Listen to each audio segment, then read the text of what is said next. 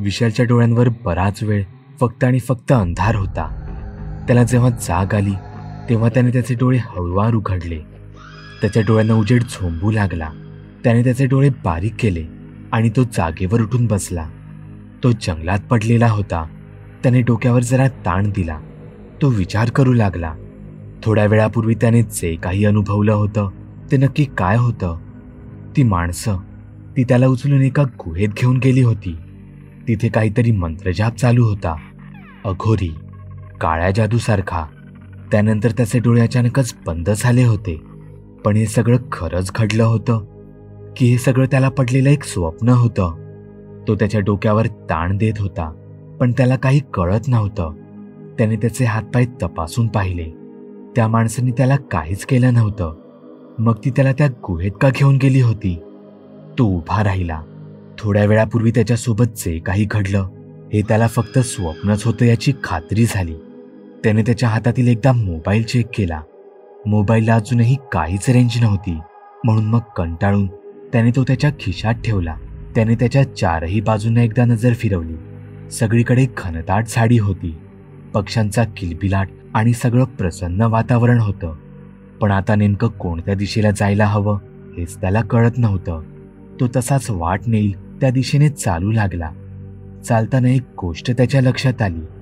त्याच्या अंगात जो थकवा, जी मरगळ आली होती ती अचानक कुठे गायब झाली होती.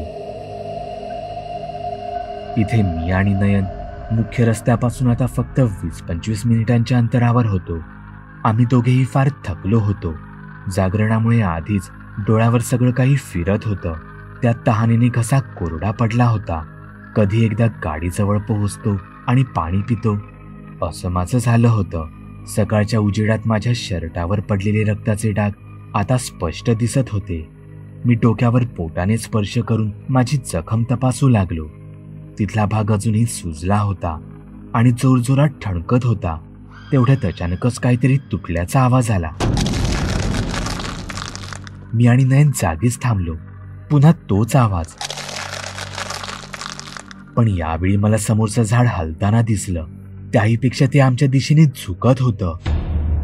मी वेड्यासारखा माझ्याजवळ येणाऱ्या मृत्यूकडे पाहतच राहिलो आणि शेवटच्या क्षणी होती नव्हती सगळी ताकद एकवटवून नयनला एका बाजूला ढकललं आणि मी स्वतः दुसऱ्या बाजूला उडी मारली. आम्ही थोडक्यात बचावलो होतो. पण अचानक झालेल्या या घटनेने माझ्या छातीतील धडधड वाढू लागली. नयन, तू ठीक आहेस ना? हो, पण भेंडी हे झाड अचानक कसं? नयनचं वाक्य पूर्ण व्हायच्या आधीच आम्हा दोघांना समोर एक भयानक आकृती उभी दिसली. त्यात इतकी शक्ती होती की त्याने ते झाड एका धक्क्यात तोडलं होतं. त्याने हे जाणून बुजून आम्हाला मारण्यासाठी केलं होतं. तो हळूहळू आमच्याच दिशेने येत होता. तो गुरुमपा होता, नेपाळमधील एक भयानक दैत्य, ज्याचं नाव ऐकताच तिथली मुलं घाबरून घरात पळतात, कारण तो तिथे खूप प्रसिद्ध आहे. असं मानतात गुरुमपा मुलांना जिवंतच खाऊन टाकतो. ही गोष्ट केशचंद्र नावाच्या एका वाईट व्यक्तीपासून सुरू झाली, जो नेपाळमधील काठमांडू परिसरात राहत होता. तो जुगारी होता.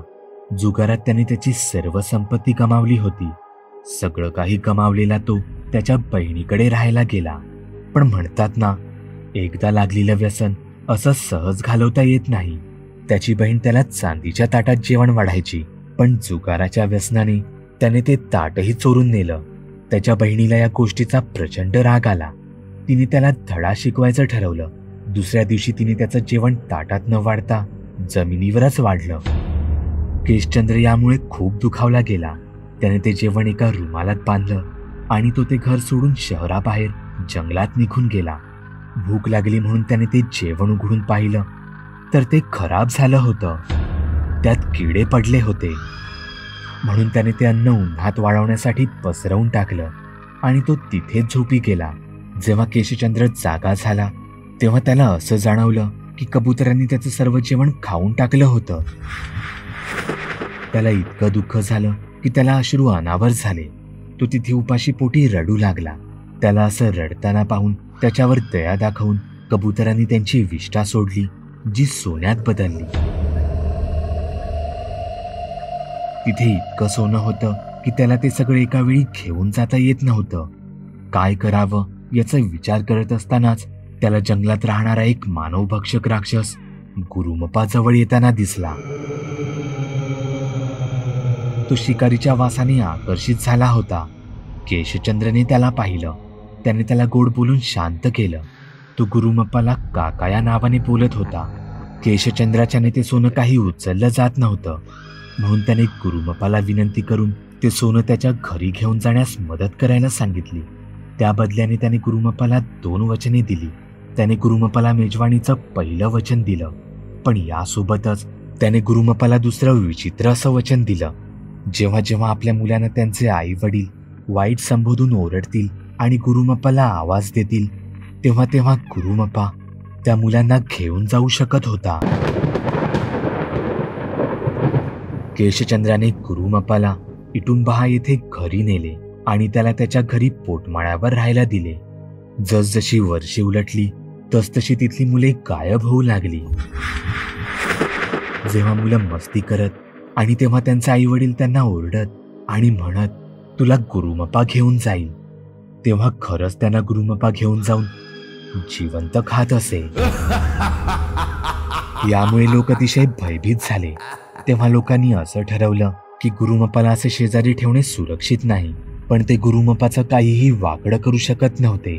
त्याची ताकदच तितकी भयानक होती. त्यांनी गुरुमप्पाला एक विनंती केली. जर तो तिनख्या शेतात राहण्यास तयार झाला तर तिथे असलेले लोक त्याला उकडलेले तांदूळ आणि म्हशीचे मांस वार्षिक मेजवानी म्हणून देतील. त्यांनी गुरुमप्पाला तसं वचनही दिलं आणि म्हणून मग शेवटी हा गुरुमप्पा राक्षस गावातून बाहेर जाण्यास तयार झाला. आजपर्यंत तिथल्या परिसरातील लोक होळीच्या रात्री गुरुमप्पासाठी मेरा तयार करतात आणि मैदानावर सोडतात. होळी तर कालच झाली होती आणि तोच गुरुमप्पा आता माझ्या आणि नयनच्या अगदी समोर उभा होता.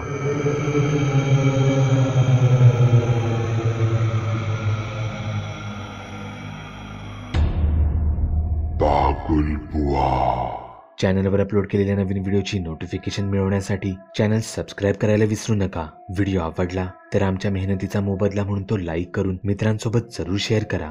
चॅनलवरचे इतर व्हिडिओ पाहण्यासाठी इथे क्लिक करा. तसेच चॅनलवरची प्लेलिस्टही चेक करा. दर दिवशी नवनवीन भूतांचे व्हिडिओ बनवून मी तुमचं मनोरंजन करत राहू याची खात्री बाळगा.